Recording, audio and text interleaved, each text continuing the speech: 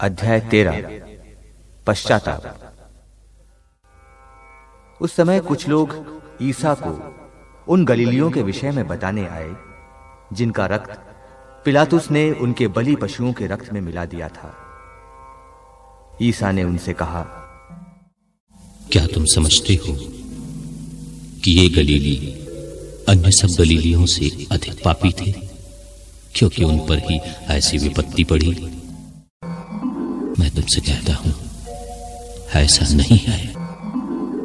लेकिन यदि तुम पश्चाताप नहीं करोगे तो सब के सब उसी तरह नष्ट हो जाओगे। अथवा क्या तुम समझते हो कि सिलोआम की मीनार गिरने से जो 18 व्यक्ति दबकर मर गए, यरूशलेम के सब निवासियों से अधिक अपराधी थे? मैं तुमसे कहता हूं, ऐसा नहीं है।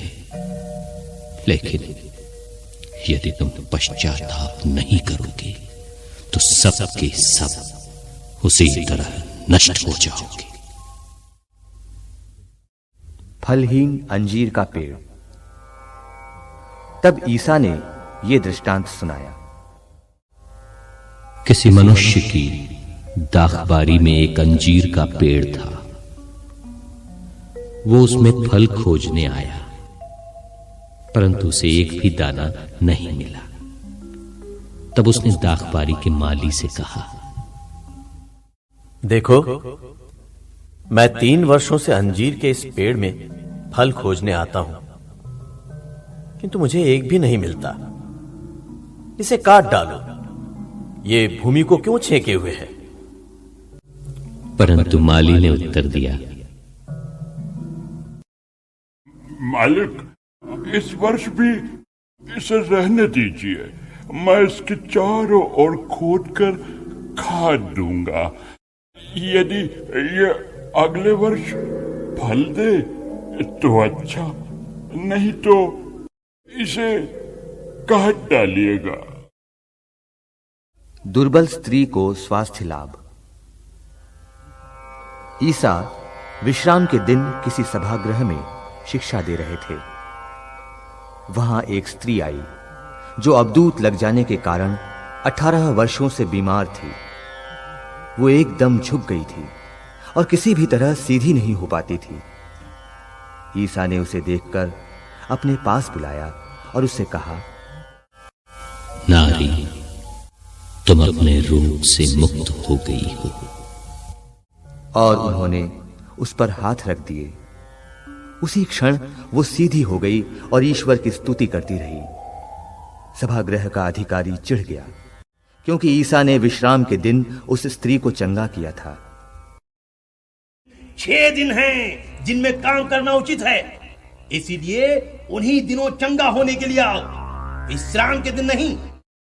परंतु प्रभु ने उसे उत्तर दिया, ढोंगियों, क्या तुम में से हर एक विश्राम के दिन अपना बैल या गधा थान से खोलकर पानी पिलाने नहीं ले जाता? शैतान ने इस स्त्री इब्राहिम की इस बेटी को इन 18 वर्षों से बांध रखा था, तो क्या इसे विश्राम के दिन उस बंधन से छुड़ाना उचित नहीं था? ईसा के इन शब्दों से उनके सब विरोधी लज्जित हो गए, लेकिन सारी जनता उनके चमत्कार देखकर आनंदित होती थी। राई का दाना। ईसा ने कहा, ईश्वर का राज्य किसके सदृश है? मैं इसकी तुलना किससे करूं? वो उस राई के दाने के सदृश है जिसे लेकर किसी मनुष्य ने अपनी बारी में बोया।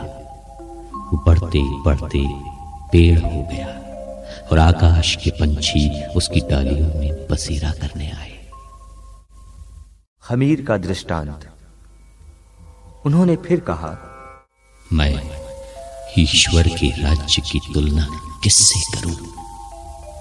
वो उस खमीर के सदृश है जिसे लेकर किसी स्त्री ने 3 पंसेरी आटे में मिलाया और सारा आटा खमीर हो गया। मुक्ति की कठिनता। ईसा नगर नगर, गांव गांव उपदेश देते हुए यरूशलेम के मार्ग पर आगे बढ़ रहे थे।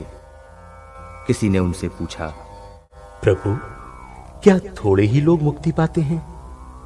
इस पर ईसा ने उनसे कहा, सकरे द्वार से प्रवेश करने का पूरा पूरा प्रयत्न करो, क्योंकि मैं तुमसे कहता हूं, प्रयत्न करने पर भी बहुत से लोग प्रवेश नहीं कर पाएंगे। जब घर का स्वामी उठकर द्वार बंद कर चुका होगा और तुम बाहर रहकर द्वार खटखटाने और कहने लगोगे, प्रभु हमारे लिए खोल दीजिए, तो वो तुम्हें उत्तर देगा, मैं नहीं जानता कि तुम कहां के हो। तब तुम कहने लगोगे, हमने आपके सामने खाया पिया और आपने हमारे बाजारों में उपदेश दिया। परंतु वो तुमसे कहेगा, मैं नहीं जानता कि तुम कहां के हो। कुकर्मियों, तुम सब मुझसे दूर हटो। जब तुम इब्राहिम, इसहाक, याकूब और सभी नबियों को ईश्वर के राज्य में देखोगे, परंतु अपने को बहिष्कृत पाओगे, तो तुम रोओगे और दांत पीसते रहोगे। पूर्व तथा पश्चिम से और उत्तर तथा दक्षिण से लोग आएंगे और ईश्वर के राज्य में भोज में सम्मिलित होंगे। देखो, कुछ जो पिछले हैं अगले हो जाएंगे और कुछ जो अगले हैं पिछले हो जाएंगे। हेरोद का कपट। उसी समय कुछ फरीसियों ने आकर उनसे कहा, विदा लीजिए और यहां से चले जाइए, क्योंकि हेरोद आपको मार डालना चाहता है। ईसा ने उनसे कहा, जाकर उस लोमड़ी से कहो, मैं आज और कल नरकदूतों को निकालता और रोगियों को चंगा करता हूं, और तीसरे दिन मेरा कार्य समापन तक पहुंचा दिया जाएगा। आज, कल और परसों मुझे यात्रा करनी है, क्योंकि ये हो नहीं सकता कि कोई नबी यरूशलेम के बाहर मरे। यरूशलेम को चेतावनी। यरूशलेम, यरूशलेम, तू नबियों की हत्या करता और अपने पास भेजे हुए लोगों को पत्थर से मार देता है। मैंने कितनी बार चाहा कि तेरी संतान को एकत्र कर लूं, जैसे मुर्गी अपने चूजों को अपने डैनों के नीचे एकत्र कर लेती है, परंतु तुम लोगों ने इनकार कर दिया। देखो, तुम्हारा घर उजाड़ छोड़ दिया जाएगा। मैं तुमसे कहता हूं, तुम मुझे तब तक नहीं देखोगे जब तक तुम ये न कहोगे, धन्य है वो जो प्रभु के नाम पर आते हैं।